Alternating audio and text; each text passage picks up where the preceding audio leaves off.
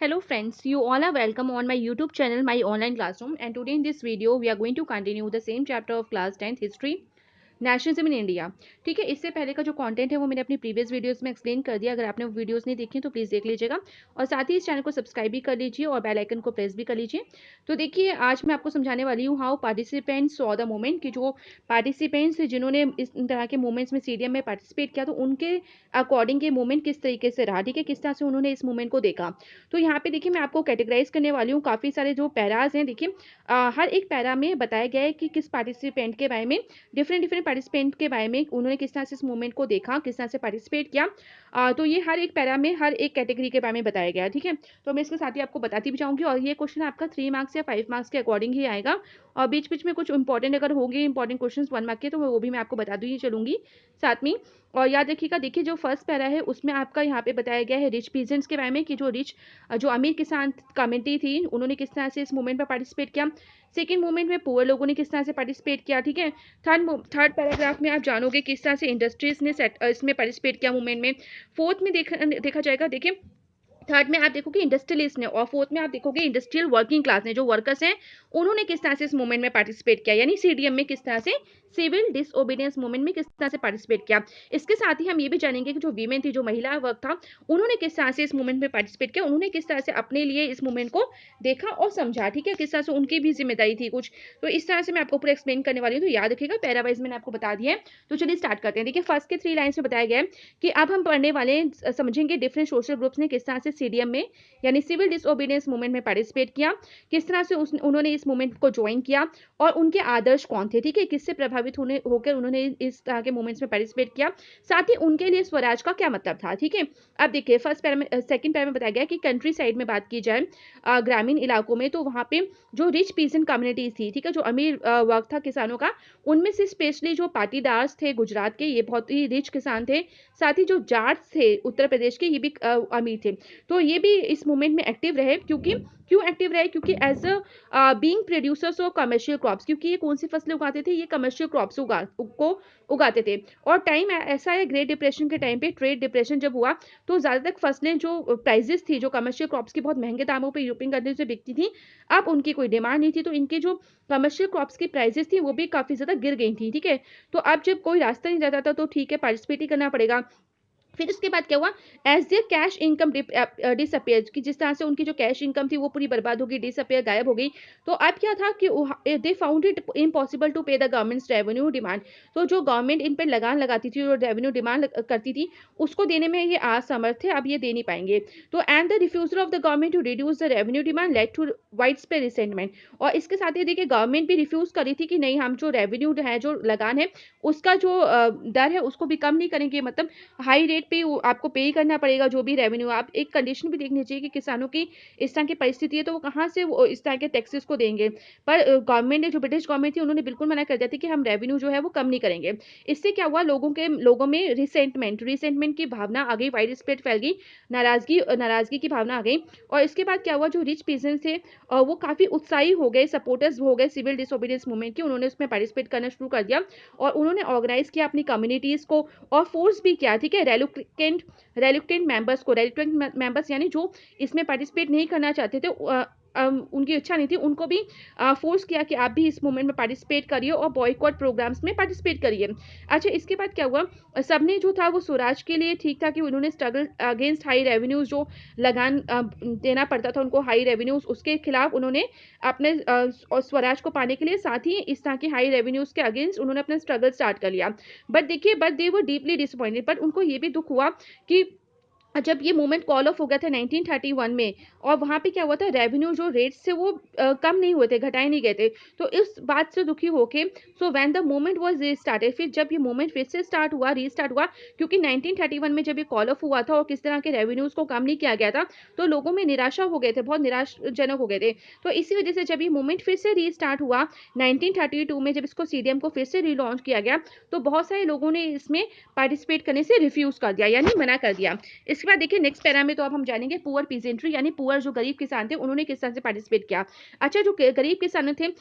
उनको बिल्कुल इंटरेस्ट नहीं था इस सब चीज़ों में। उनको पता था कि जो वो डिमांड कर रहे हैं, जो लगान उनकी जो रेवेन्यू जो है वो उसको कम कर दे, तो इस तरह की चीज़ें वो होने वाली नहीं है, तो इसकी आशा ही वो छोड़ चुके थे, इस वजह से वो इंटरेस्टेड भी नहीं थे। और many of them were small teenage cultivating land, और इनमें से जो गरीब किसान थे बहुत ज़्यादा जो थे वो क्या करते थे, वो पट्टे पे भूमि लेते थे, ठीक है, पट्टे पे भूमि यानी किराए पे ज़मीन लेते थे लैंडलॉर्ड से, ज़मींदारों से, और उस पे खेती करते थे, और उसके हिसाब से उनको रेवेन्यू पे करना पड़ता था। और जब ये डिप्रेशन यानी मंदी जब आई और कंटिन्यू होने लगी, जिससे कैश इनकम्स ड्विंडल, ठीक है, जिससे कि जो कैश इनकम्स थी ड्विंडल मतलब घट गई, तो उनकी जो आमदनी थी जब घट गई, कम हो गई, तो जो इस तरह के स्मॉल टीनेज थे जो किराए पे लेके ज़मीन पे लेके खेती करे, तो उनके लिए बड़ा मुश्किल हो गया इन तरह के लगानों को देने के लिए। फिर इसके बाद क्या हुआ, they wanted the unpaid rent to the landlord to be limited, कि जो भी वांटेड, वो चाहते थे कि जो भी अनपेड रेंट है वो लैंडलॉर्ड जो है वो उसको लिमिटेड करे,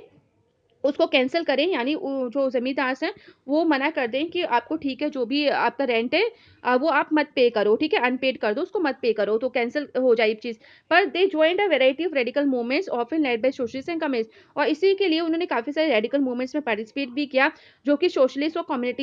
कम्युनिस्ट ने स्टार्ट किए थे। इसके बाद देखिए apprehensive of raising issues that might upset the rich peasants and landlords. इसके साथ ही देखिए जिस तरह से जो एप्रीहेंसिव यानी भयभीत तरीके से जो इतना इश्यूज उठते जाए थे, इसके वजह से काफ़ी ज़्यादा जो रिच पीजेंट्स और जो लैंडलॉर्ड्स थे वो अपसेट हो गए, और जो कांग्रेस थी वो भी अनविलिंग हो गई to support no rent campaigns in most places की, जो ज़्यादा जो जगहों पे वो नो रेंट, ठीक है, कि जो आप किसान कह रहे थे पूरे लोग कि उनको रेंट ना देना पड़े, उसके लिए अनविलिंग हो गई कि वो सपोर्ट नहीं कर पाई इस चीज़ों के कैंपेन में। सो जो रिलेशनशिप था जो गरीब लोगों और कांग्रेस का, वो रिमेंड अनसर्टेन रहा, अनिश्चय पूर्वक रहा, उसमें कोई सुधार नहीं हुआ, और इसमें ज़्यादातर गरीब किसानों ने किसान का पार्टिसिपेशन ज़्यादा किया भी नहीं। इसके बाद देखिए बिजनेस क्लासेस की बात की जाए तो बिजनेस क्लासेस भी थी, जो सीडीएम के मूवमेंट की तरह जब हुआ तो किस तरह से वो उससे रिलेट हो पाई, किस तरह से उनका क्या नाता था उससे। फर्स्ट वर्ल्ड वॉर के टाइम देखा गया कि इंडियन जो मर्चेंट्स और इंडस्ट्रियलिस्ट थे उन्होंने काफ़ी हद तक बहुत पैसा कमाया, बहुत अमीर पावरफुल बन गए थे, और उनका मेन मोटिव ये भी था कि आप वो अपना बिजनेस को और एक्सपेंड करें और फैलाएं, और इस तरह से now reacted against colonial policy that restricted business activities. तो जब उनका मोटिव था कि वो अपने बिजनेस को और एक्सपेंड करेंगे और फैलाएंगे, तभी कुछ ऐसा हुआ कि जो कॉलोनियल पॉलिसीज जो मैंने आपको पहले फर्स्ट पेज में बताया था कि क्या इफेक्ट्स हुए थे फर्स्ट वर्ल्ड वॉर जब हो रहा था,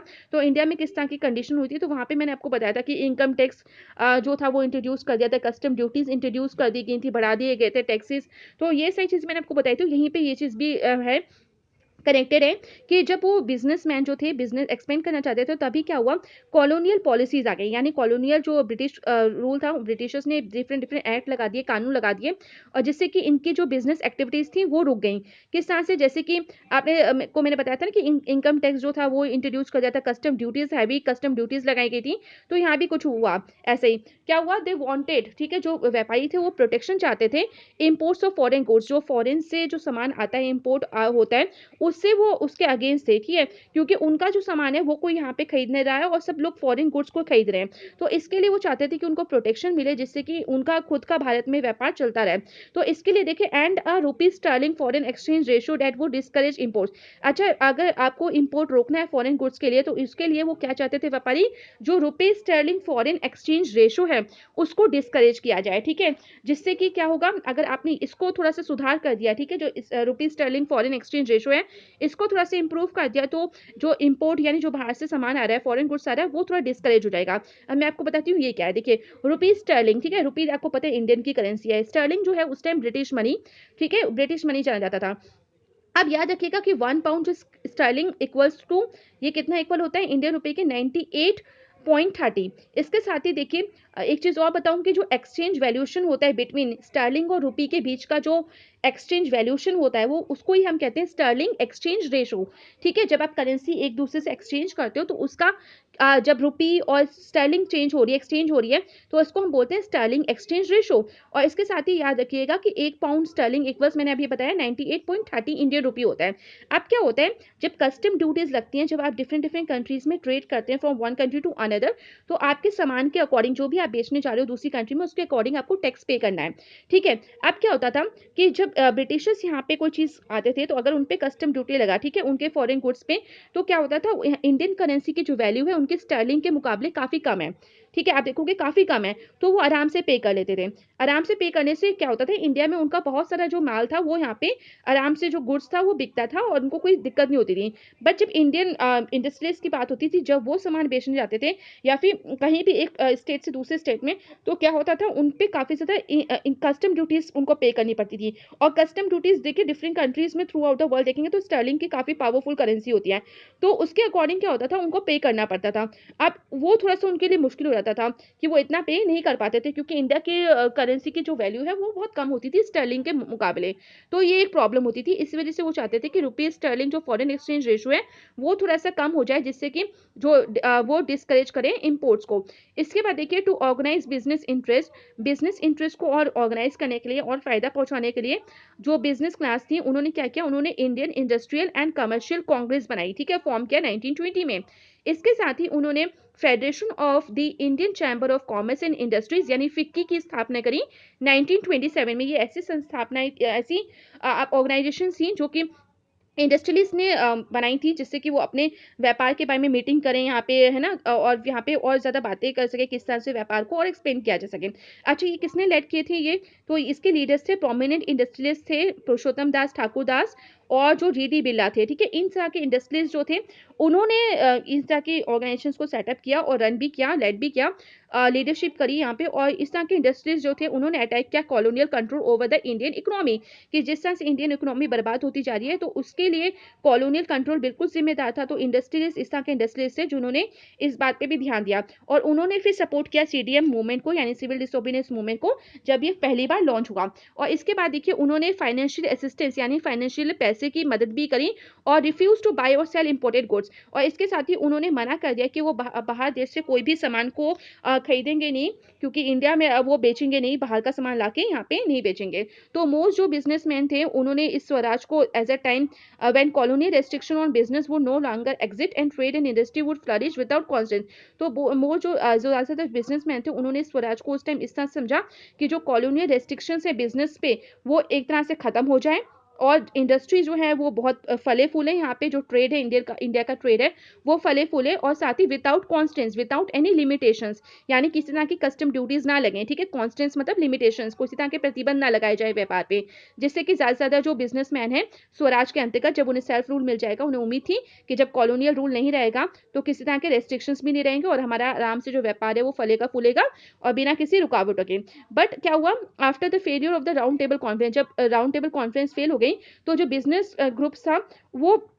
काफ़ी ज़्यादा टाइम तक उत्साही नहीं रहा, क्योंकि एक होता है जब कि किस तरह की बातें आगे नहीं बन रही है, राउंड टेबल कॉन्फ्रेंस की जो मीटिंग्स थी वो हेल्ड हो गई, नेगोशिएशन नहीं हुए, तो हर कोई उदास हो जाता है। तो they were apprehensive of the spread of militant activities and worried about prolong disruption of business. और फिर उनको एक भय लगने लगा, एप्रीहेंसिव मतलब भयभीत होने लगे कि आगे चल के देखना काफ़ी मिलिटेंट एक्टिविटीज जो हैं पुलिस की वो स्प्रेड हो जाएंगी, और उनको चिंता भी होने लगी कि प्रोलॉन्ग्ड, ऐसा ना हो कि बहुत लंबे समय तक जो है बिजनेस बिल्कुल डिस्टर्ब हो जाएगा, बिल्कुल बर्बाद हो जाएगा, as well as of the growing influence of socialism amongst the younger members of the Congress. इसके साथ ही जो कांग्रेस में भी काफ़ी ज़्यादा जो सोशलिज्म जो था, यंगर मेंबर्स जो थे कांग्रेस के, उन पे भी काफ़ी ज़्यादा असर पड़ने लगा था सोशलिज्म का। और आपको याद होगा, आपने रशियन रेवोल्यूशन के दौरान सोशलिज्म को पढ़ा है, जहाँ पे सोसाइटी में हम सभी को एक जैसा समझते हैं, और सोशलिज्म जो होता है वो अगेंस्ट ऑफ द कैपिटलिस्ट होता है, कि ऐसा नहीं कि सिर्फ एक दो लोग जो बिजनेसमैन होते हैं वही पैसा कमा के बैठ जाए और बाकी सोसाइटी के लोगों को ना मिले। तो इस वजह से जब कांग्रेस के यंगर मेंबर्स की भी इस तरह की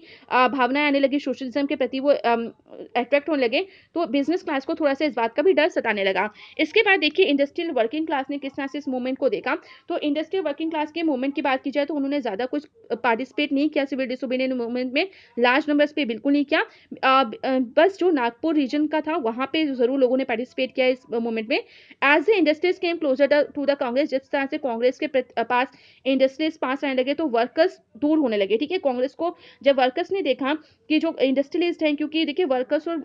जो ओनर्स होते हैं उनकी कभी मिलती नहीं है जल्दी से बात, क्योंकि वर्कर्स वो इंसान होते हैं जो बहुत दिन जी तोड़ मेहनत करते हैं, और जो इंडस्ट्रीज होते हैं वो फायदा कमाते हैं, प्रॉफिट अर्न करते हैं, वर्कर्स के बारे में कभी सोचते नहीं है। तो कांग्रेस के पास जब इंडस्ट्रियलिस्ट जो थोड़े नजदीक आने लगे, तो वर्कर्स को लगा कि कांग्रेस जो है सिर्फ इंडस्ट्रियलिस्ट की सुनेगी, वर्कर्स की नहीं सुनेगी, तो वर्कर्स स्टेड अलूफ, ठीक है? इसी वजह से वर्कर्स जो है थोड़ी सी दूरी बना के बैठे रहे, अलग ही रहे वो,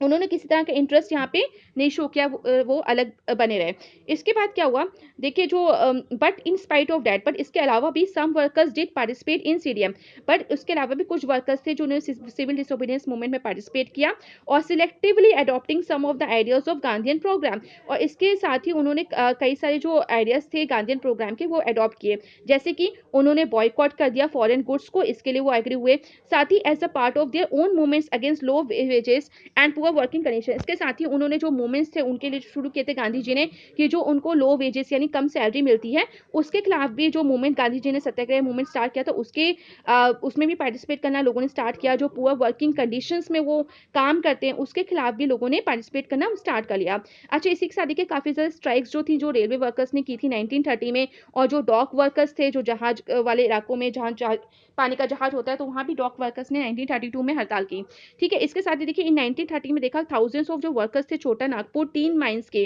ठीक है, उन्होंने गांधी कैप्स पहनी और उन्होंने पार्टिसिपेट किया, प्रोटेस्ट रैलीज में पार्टिसिपेट किया, बॉयकॉट कैंपेन्स में पार्टिसिपेट किया, बहिष्कार मूवमेंट्स में। इसी तरह से देखिए but the Congress was reluctant to include workers demands as part of its programme of struggle. But जो कांग्रेस थी वो अभी भी रेलुक्टेंट यानी किसी तरह का वो एक कह सकते हो कि आप ध्यान नहीं दे रही थी, अनविलिंग थी, उनको इच्छा नहीं थी कि वो वर्कर्स को इंक्लूड करें, उनकी डिमांड्स को इंक्लूड करें अपने प्रोग्राम ऑफ स्ट्रगल में। If felt that this would एलिनेट, और इसकी वजह से क्या हुआ, उनको लगता था कांग्रेस को कि अगर हमने वर्कर्स की डिमांड को यहाँ पे शो कर दिया प्रोग्राम ऑफ स्ट्रगल में तो क्या होगा, जो इंडस्ट्रियलिस्ट हैं वो अलग थलग हो जाएंगे और वो फिर हमें सपोर्ट नहीं करेंगे, क्योंकि उनसे तो फाइनेंशियल हेल्प मिल रही थी, तो हर कोई अपना प्रॉफिट देखता है। तो इस तरह से कांग्रेस का भी एक व्यू था वहाँ पे। तो it felt that this would एलिनेट, और इसको उनको बिल्कुल लग गया कि इस वजह से क्या होगा, अगर हमने वर्कर्स के सपोर्ट करने लगे हम, और वर्कर्स ही हमारे यहाँ पे मूवमेंट में स्ट्रगल में पार्टिसिपेट करने लगे, तो जो इंडस्ट्रीज जो हमारे थोड़ा बहुत सहयोग कर रहे हैं वो बिल्कुल करेंगे नहीं, वो अलग थलग पड़ जाएंगे and divide the anti imperial forces, और उससे क्या होगा, जो एंटी इंपेरियल फोर्सेज है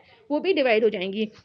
इसके बाद देखिए सीडीएम मूवमेंट में वीमेन ने भी लार्ज स्केल में पार्टिसिपेशन किया, और ये भी एक इंपॉर्टेंट फीचर है सीडीएम का। ड्यूरिंग जब गांधी जी का सॉल्ट मार्च चल रहा था तब थाउजेंड्स ऑफ जो वीमेन थी वो अपने घरों में इस बारे में सुनती थी और उनके पास भी आती थी इन सब बातों को सुनने के लिए। दे पार्टिसिपेटेड इन प्रोटेस्ट, वो उन्होंने मार्चेस में पार्टिसिपेट किया, मैन्युफैक्चर सॉल्ट में पार्टिसिपेट किया, एंड जो पिकेटेड जो फॉरेन क्लोथ था, लिक्वर शॉप्स थी, उसमें भी पार्टिसिपेट किया। इवन बहुत सारी जो महिलाएं थी वो जेल भी गई। अर्बन एरियाज में देखिए शहरी इलाकों में जो वीमेन थी वो हाई कास्ट फैमिली से जो बिलोंग करती थी उन्होंने पार्टिसिपेट किया। रूरल एरियाज में दे केम फ्रॉम रिच पीजेंट्स, और रूरल एरियाज में गांव वाले इलाकों में जो अमीर किसान के घरों से महिलाओं ने पार्टिसिपेशन किया। अच्छा, गांधी जी इसके कॉल पे जब भी वो बुलाते थे, जब भी आग्रह करते थे, तो they begin to see service to the nation as sacred duty of women. और गांधी जी का कहना था कि जो महिलाएं इस तरह का योगदान दे रही हैं, अपनी सर्विसेज को प्रोवाइड कर रही हैं देश के लिए, वो बहुत ही पवित्र ड्यूटी है, ठीक है, बहुत पवित्र कर्तव्य है महिलाओं का। ये this increase public role did not necessarily mean any radical change in the way. और इसके साथ ही देखिए एक चीज और भी है कि जिस तरह से पब्लिकली जो वीमेन पार्टिसिपेट तो करी थी इस तरह के मूवमेंट में, पर एक चीज और थी कि उनके इस तरह के पार्टिसिपेशन से जो महिलाओं की जो स्थिति है, जो उनकी कंडीशन है, जो पोजीशन है, वो बिल्कुल ऐसा नहीं है कि समाज में बदलाव आ जाएगा, ठीक है, क्योंकि गांधी जी का भी ये चीज मानना था। वो ये चीज को कन्विंस करते थे, ये बात को मानते थे कि जो वुमेन की जो ड्यूटी है वो यही है कि वो घर को संभाले, चूल्हा चौका संभाले, अच्छी माँ बने और अच्छी पत्नियां बने, ठीक है। तो ये उनकी भी सोच थी, तो इससे वही था कि पार्टिसिपेशन जरूर महिलाएं करी थी, पर उनके कोई ऐसे था कि समाज में उनकी पोजीशन बदल जाएगी, बाद में उनको घर चौका चूल्हा ही संभालना है। तो and for a long time, इसी वजह से देखिए फॉर लॉन्ग टाइम जो कांग्रेस की आइडियोलॉजी भी थिंकिंग जो थी वो भी बता दूं यहाँ पे, कि बहुत लंबे समय तक जो कांग्रेस थी वो रेलिक्वेंट, ठीक है, बहुत दूर बनी रही।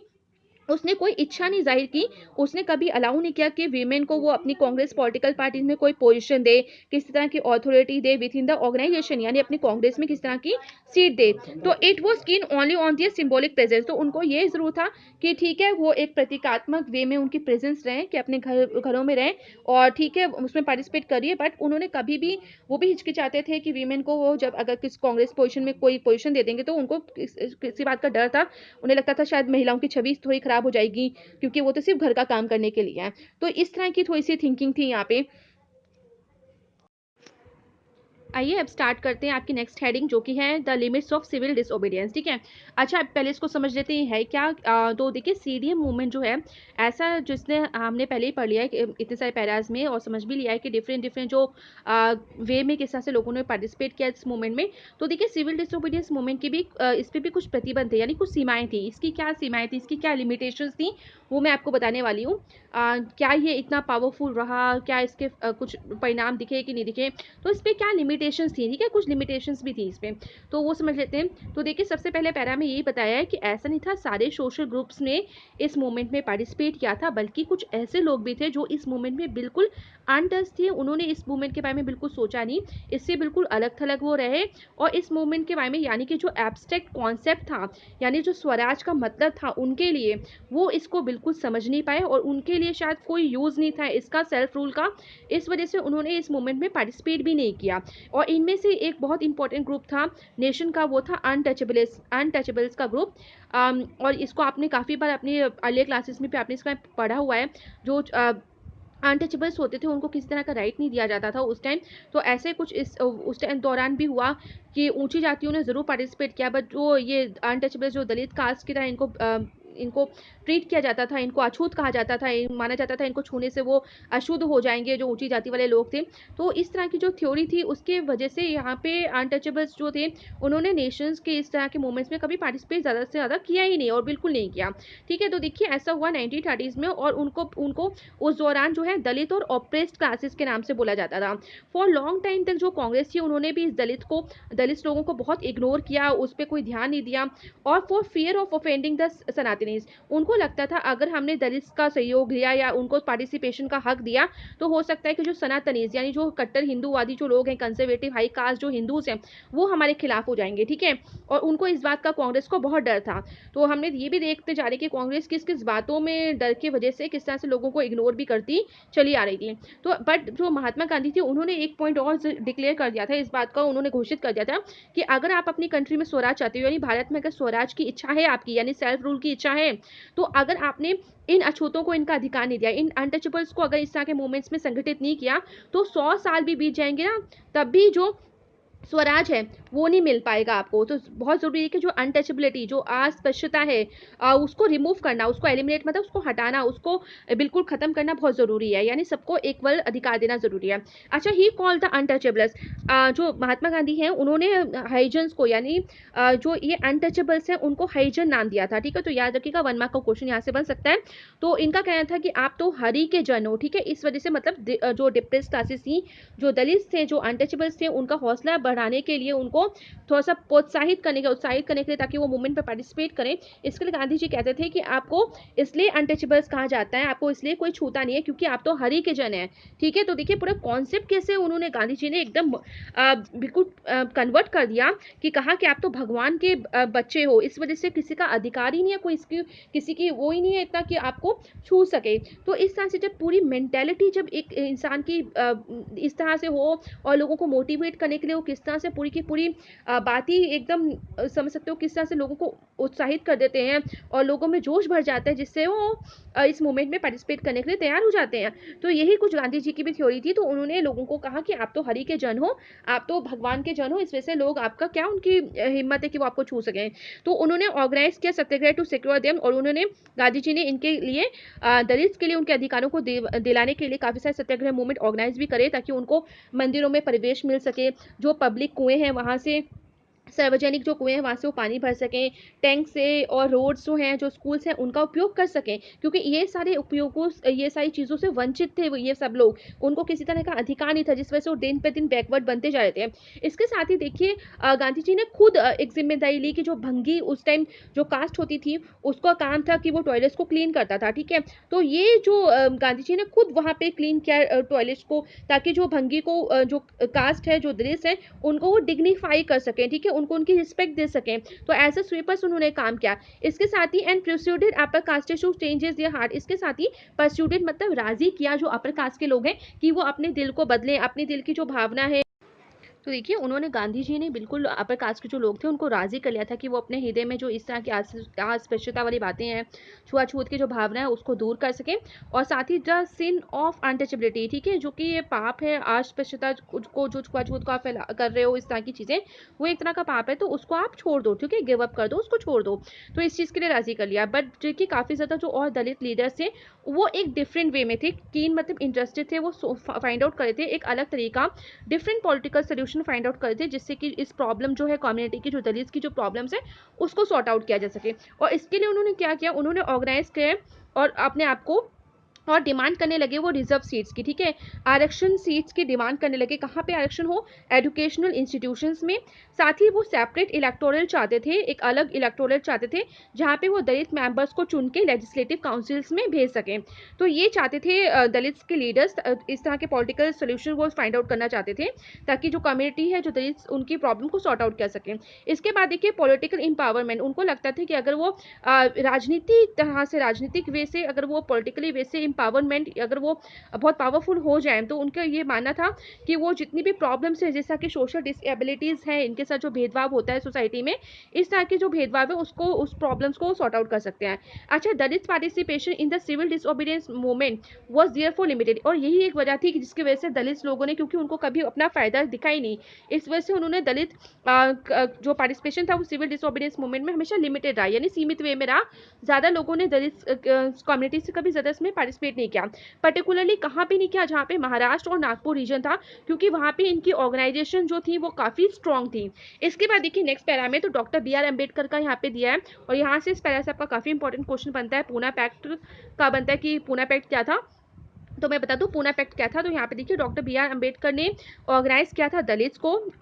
किसमें, डिप्रेस क्लास एसोसिएशन इन्होंने बना ली थी 1930 पे। इसका मतलब डिप्रेस क्लासेस एसोसिएशन बनाई है, तो ज़रूर इसमें जितने भी लोग हैं वो दलित कम्युनिटी से बिलोंग करते हैं। अच्छा, जब इन्होंने बना ली तो क्लैश हो गया किसके बीच में, इनकी सोच में और महात्मा गांधी जी की सोच में, मतलब बात बनी नहीं, जो भी थिंकिंग थी वो डिफरेंट डिफरेंट थी। तो महात्मा गांधी जी से इनका क्लैश हो गया, कहाँ पे, सेकंड राउंड टेबल कॉन्फ्रेंस में क्लैश हुआ, ठीक है, विवाद हो गया महात्मा गांधी जी से सेकंड राउंड टेबल कॉन्फ्रेंस में, जब इन्होंने, बी आर अम्बेडकर ने डिमांड करी थी एक सेपरेट इलेक्टोरेट्स फॉर दलित, ठीक है, कि जहाँ पे वोटिंग और इलेक्शन का पूरा प्रोसेस होता है, पार्टिसिपेशन का, और जो चुनने का, जो एक लीडर वहाँ से चुन के वहाँ पे जाए लेजिस्लेटिव काउंसिल्स में, तो उनके उसके लिए वो डिमांड करे थे एक सेपरेट इलेक्टोरेट्स फॉर द दलित, सिर्फ दलित्स के लिए, ठीक है। अच्छा, ब्रिटिश जो थे वो इस चीज़ के लिए एग्री हो गए थे, कंसिडर मतलब स्वीकार कर लिया था अम्बेडकर जी की डिमांड को। अच्छा, जब इनकी डिमांड को स्वीकार कर लिया, कौन सी demand, demand separate electorate for Dalits के लिए, ठीक है, इस डिमांड को जब ब्रिटिश ने स्वीकार कर लिया, तो गांधी जी क्योंकि उसके अगेंस्ट थे, उनकी ये थी नहीं थी कि उनको लगता था कि देश बच जाएगा, तो उन्होंने आमरण काल तक उन्होंने अनशन पे बैठ गए वो। अच्छा, ही बिलीव, उनका, गांधी जी का ये कहना था कि जब इस तरह के सेपरेट इलेक्टोरेट्स अगर दलित को दे दिया और फिर इसी तरह से और लोग भी मांगने लगे, तो क्या होगा, जो इंटीग्रेशन इनटू सोसाइटी के पूरे, जो भारत को यूनिटी के धागों में बांध के जो रखना है, ठीक है, एकता के सूत्र में बांध के रखना है, वो शायद प्रोसेस में बहुत कमी हो जाएगी, धीमा पड़ जाएगा, और वो प्रोसेस पूरा हो नहीं पाएगा, इंटीग्रेशन इनटू द सोसाइटी ये पूरा नहीं हो पाएगा। तो अंबेडकर अल्टीमेटली जो है, अंबेडकर जी ने गांधी जी की बात मान ली, उनसे एग्री हो गए, वो उनका अनशन तोड़वा दिया, और उनके उसने साथ एक एक्ट पे साइन किया, एक पैक्ट पे, पूना पैक्ट पे, और वो था सितंबर 1932। तो इसकी वजह से इन दोनों की वजह से ये पूना पैक्ट ऑफ सितंबर 1932 बना, और इसके अंतर्गत क्या पॉइंट पे एग्री हो गए गांधी जी भी, तो गांधी जी इस बात पे एग्री हो गए कि अब जो है डिप्रेस क्लासेस को, जिनको शेड्यूल कास्टेस भी कहते हैं, उनको उनको प्रोविंशियल और जो सेंट्रल लेजिस्लेटिव काउंसिल्स हैं वहाँ पे कुछ सीट्स जो है वो रिजर्व कर दी जाएंगी, बट जब उनकी वोटिंग होगी, जो वोट दिए जाएंगे वो जनरल इलेक्टोरेट के बेस पे दिए जाएंगे, ठीक है, उसके लिए सेपरेट इलेक्टोरेट नहीं होगा, ठीक है। जो भी इलेक्टोरेट होगा, जब इलेक्शंस होगा तो उनकी सीटें जरूर रिजर्व की जाएंगी प्रोविंशियल और सेंट्रल लेजिस्लेटिव काउंसिल्स में, बट जब इलेक्शंस होंगे तो वो जनरल वे में ही होंगे, और वोट जो है वो जनरल इलेक्टोरेट के वे में दिए जाएंगे। अच्छा, तो दलित मूवमेंट जो था, however continue to be apprehensive of the Congress led national movement, तो इस तरह से जो दलित मूवमेंट था पूरा का पूरा वो काफ़ी कंटिन्यू भी रहा काफ़ी टाइम तक, उसको उनको वो भयभीत थे, ठीक है, जो दलित मूवमेंट जो थे, दलित लोग थे, उनको कांग्रेस पे इतना भरोसा नहीं था, तो वो कांग्रेस के जितने भी जो नेशनल मूवमेंट कांग्रेस ने लेड करे, उससे जो दलित थे उनको कहीं ना कहीं डर था कि शायद उनको उनके जो एक समाज में जो उनकी पोजीशन मिलनी चाहिए वो शायद नहीं मिल पाएगी, तो वो हमेशा थोड़ा सा डाउटफुल रहते थे कांग्रेस के वक्त पे। इसके बाद देखिए नेक्स्ट क्या है पैरा, तो इसमें मुस्लिम पॉलिटिकल पार्टीज के बारे में बताया गया है कि देखिए सम ऑफ द जो मुस्लिम पॉलिटिकल ऑर्गेनाइजेशंस थी इंडिया में, वो भी लुकवार्म, ठीक है, लुकवार्म मतलब होता है ज़्यादा पार्टिसिपेट ना करना, कोई खास उत्साह उन्होंने भी नहीं दिखाया। किसके रिस्पॉन्स में? सिविल डिसोबीडियंस मूवमेंट के। इसका मतलब उन्होंने भी इसको ज़्यादा पार्टिसिपेट नहीं किया। जब नॉन कॉपरेशन खिलाफत मूवमेंट जब स्टार्ट हुआ था और जब वो खत्म हो गया, तो जो एक लास्ट सेक्शन था मुस्लिम कम्युनिटी का, उनको लगा कि कांग्रेस उनके साथ नहीं है और वो अलग थलग पड़ गए, ठीक है, एलिनेटेड मतलब उनको लगा कि वो अलग थलग पड़ गए। तो फ्रॉम द मिड 1920s जब Congress came to be more visibly associated with, और जब 1920s के दौरान मिड के टाइम पे बीच के जो साल थे 1920s के बीच के महीनों में, जब कांग्रेस दिखी कि वो ज़्यादा से ज़्यादा कहाँ एसोसिएट हो रही है अपने आप को, कहाँ हिंदू रिलीजियस नेशनल ग्रुप्स के साथ, जैसे हिंदू महासभा के साथ काफ़ी अटैचमेंट हो रही है, तो इस वजह से क्या होगा, जो मुस्लिम्स थे वो परेशान हो गए, थोड़े वरीड हो गए इस चीज़ों को देख के उन्हें, और इस वजह से क्या हुआ कि हिंदू और मुस्लिम्स के जो रिश्ते थे वो भी काफ़ी खराब होते गए। और ईच कम्युनिटी जो थी वो ऑर्गेनाइज करती थी अपने रिलीजियस प्रोसेशंस जो होते थे विद मिलिटेंट फर्वर, ठीक है। तो ये क्या करते थे, जो डिफरेंट डिफरेंट कम्युनिटी जैसे हिंदू हैं, मुस्लिम्स हैं, तो अपने रिलीजियस प्रोसेशंस निकालते थे ये लोग। और इसी के साथ देखिए जो मिलिटेंट फर्वर होता था, प्रोवोकिंग हिंदू मुस्लिम कम्युनल क्लैशेस, तो इस तरह के वो ये इस तरह की सभाएं निकालते थे, सभाएं करते भी थे जगह जगह। इसके साथ ही देखिए जो प्रोवोक भी करते थे वो हिंदी मुस्लिम जो कम्युनल क्लैशेस होते थे, जो दंगे फसाद होते थे डिफरेंट डिफरेंट वेरियस सिटीज़ में, उस पे भी काफ़ी देखा गया कि इस तरह के दंगे फसाद होने लगे। और every riot deepened the distance between the two communities, और इस तरह से जितने भी रियोर जितने भी दंगे फसाद हुए दोनों कम्युनिटी के बीच में, उससे काफ़ी ज़्यादा डिस्टेंस दोनों कम्युनिटी के बीच में काफ़ी मात्रा में बढ़ता ही गया धीरे धीरे। इसके बाद देखिए जो कांग्रेस और जो नेक्स्ट पैरामीटर दिया कि जो कांग्रेस और मुस्लिम लीग था, उन्होंने काफ़ी एफर्ट किए कि वो री नेगोशिएट करें, बातचीत करें, अलायंस करें, संधि करें। और 1927 में ऐसा अपीयर भी हुआ कि जो यूनिटी है कुड बी फॉल्स, ठीक है, जो यूनिटी है वो शायद फिर से स्थापित हो जाए, बट जो इंपॉर्टेंट डिफरेंसेस थे were over the question of representation. But घूम फिर के बात वहीं आ जाती थी कि अगर आगे चल के जब ये संसद या जो पार्लियामेंट या फ्यूचर असेंबलीज बनेगी, तो उसमें रिप्रेजेंटेशन कौन करेगा, यानी रिप्रेजेंटेटिव कौन बनेगा, किस कम्युनिटी से इलेक्ट होगा मेंबर। तो मोहम्मद अली जिन्ना जो था, जो एक लीडर था मुस्लिम लीग का, उन्होंने क्या कहा, उन्होंने एक वो उसकी ये इच्छा थी कि अगर वो इस इच्छा को त्याग देंगे, ठीक है, वो सेपरेट इलेक्टोरल्स नहीं मांगेंगे जैसे कि B.R. अम्बेडकर मांग रहे थे सेपरेट इलेक्टोरल्स फॉर द दलित। तो इसी तरह से जिन्ना ने भी ये बात की कि वो भी सेपरेट इलेक्टोरल्स फॉर मुस्लिम्स नहीं मांगेगा। कब नहीं मांगेगा? अगर जो मुस्लिम्स की जो सीट्स हैं वो रिजर्व कर दी जाए सेंट्रल असेंबली में,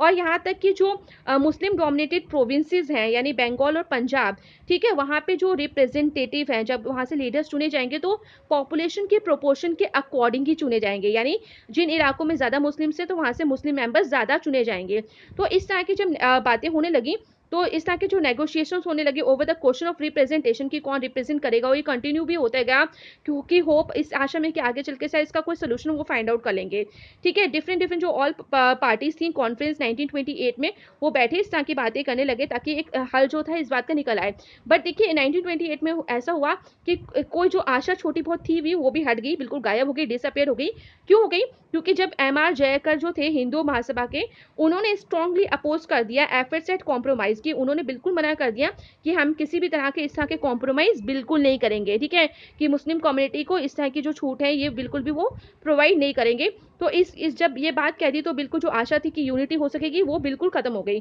अच्छा, फिर देखिए नेक्स्ट पैरा में क्या दिया है, तो when the civil disobedience movement started, जब सिविल डिसोबीडियंस मूवमेंट स्टार्ट हुआ, तो there was thus at an atmosphere of suspicion, ठीक है। तो जब ये मूवमेंट स्टार्ट हुआ तो बहुत ऐसा माहौल बन गया था कि लोगों को बहुत सस्पिशियस था, माहौल था यहाँ पे, लोगों को शंकाएं थी, उन्हें डाउट्स थे और डिसट्रस्ट, और इन दोनों कम्युनिटीज़ में आपस में भरोसा भी नहीं था, ठीक है, बिल्कुल अविश्वास था। तो एलिनेटेड फ्रॉम द कांग्रेस, बिल्कुल कांग्रेस से बिल्कुल अलग थलग पड़ के जो लास्ट सेक्शन से मुस्लिम्स के, उन्होंने बिल्कुल रिस्पॉन्ड ही नहीं किया इसकी, इसको इस स्ट्रगल को यूनिफाइड किया जाए, इसको कॉल किया जाए, इसमें पार्टिसिपेट किया जाए। और मैंने जो मुस्लिम लीडर्स थे एंड इंटेलेक्चुअल्स, जो मैनी मुस्लिम लीडर्स थे और जो बुद्धिमान जो मुस्लिम्स कम्युनिटी के थे, उन्होंने एक्सप्रेस किया अपना कंसर्न, अपना एक व्यू इन्होंने कंसर्न जो था वो एक्सप्रेस किया कि जो मुस्लिम्स का जो स्टेटस है इस कंट्री में, इंडिया में, एज अ माइनॉरिटी, उनको एक चिंता होने लगी कि धीरे धीरे जो क्योंकि एक हिंदूवादी राष्ट्र है, हिंदू धर्म के सब लोग रहते हैं, तो मुस्लिम्स का वो सोचने लगे कि मुस्लिम्स यहाँ पे आगे चल के माइनॉरिटी कम्युनिटी ही बन के रह जाएंगे इंडिया में। तो उनको इस बात की चिंता सताने लगी, तो उनको डर लगने लगा कि जो कल्चर और आइडेंटिटी है माइनॉरिटीज़ की, वो ऐसा ना हो कि ये जो हिंदू मेजोरिटी का जहाँ पे इतना डोमिनेशन हो जाएगा, इतना वर्चस्व हो जाएगा, ये लोग इतना राज करना स्टार्ट कर देंगे, अपनी मन मर्जी चलाने लग जाएंगे, जिसकी वजह से क्या होगा, जो माइनॉरिटीज़ कम्युनिटीज़ हैं, स्पेशली जो मुस्लिम्स हैं, उनको ऐसा लगा कि उनकी जो इच्छाएं हैं, उनका जो भी कल्चर और आइडेंटिफिकेशन है, वो सबमर्ज यानी डूब जाएगा। ठीक है, किसके मेजोरिटी में, हिंदू मेजोरिटी में डूब जाएगा। तो ये सिर्फ एक तरह की आशंका थी जो उनको लगी, बल्कि अगर उनकी कंट्रीज में देखा जाए तो उनको वहाँ कौन से वहाँ पे ज़्यादा स्पेशल राइट्स मिल गए। तो ये सारी चीज़ें भी हैं कि काफ़ी देखना पड़ा था उस टाइम के दौरान पे कि किस तरह की थिंकिंग थी, और लोगों को ठीक है अपने अकॉर्डिंग उन्होंने भी सोचा, तो कुछ गलत नहीं सोचा कि हर किसी को अपना अपना डर लगता है, थोड़ा सा अपना अपना सिक्योर वे वो चाहते हैं, सेफ जोन वो चाहते हैं। तो इस तरह की थिंकिंग उनकी भी थी कि अगर इस तरह से रहा तो हिंदू मेजोरिटी में बहुत चांसेस है कि इस तरह की जो माइनॉरिटीज़ कम्युनिटीज़ हैं उनके कल्चर और जो आइडेंटिटी है वो बिल्कुल गायब हो सकती हैं, वो डूब सकती हैं। ठीक है, तो आई होप यहाँ तक आपको क्लियर हो गया होगा। इसका जो बाकी कंटेंट है वो मैं अपनी नेक्स्ट वीडियो में एक्सप्लेन करूँगी। So thank you everyone, and please like share subscribe this channel for more updates.